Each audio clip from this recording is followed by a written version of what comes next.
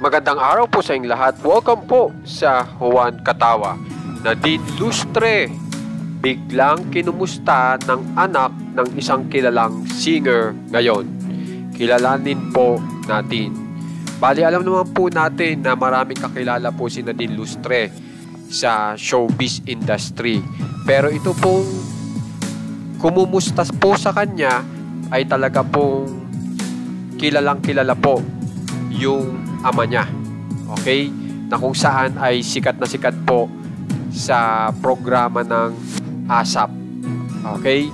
Na nakasama po yan ni Nadine Lustre noong panahon na si Nadine Lustre ay nasa Careless ni James Reid.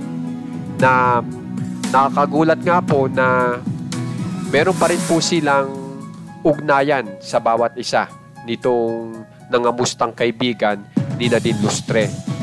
At ito po ay singer din. Ito pong anak ng kilalang singer ay singer din po, magaling na singer, at ngayon nga po ay kasal na. At ngayon, ipakilala ko na po sa inyo.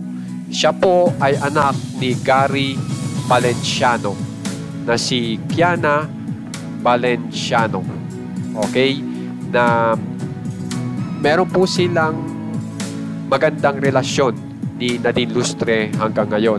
At ito nga po ang ebidensya kung saan ay nung nag-post po si Nadine Lustre nitong picture na ito, ay sabi ni Kiana, nag-message po si Kiana nitong Nunay na nangangamusta nga po.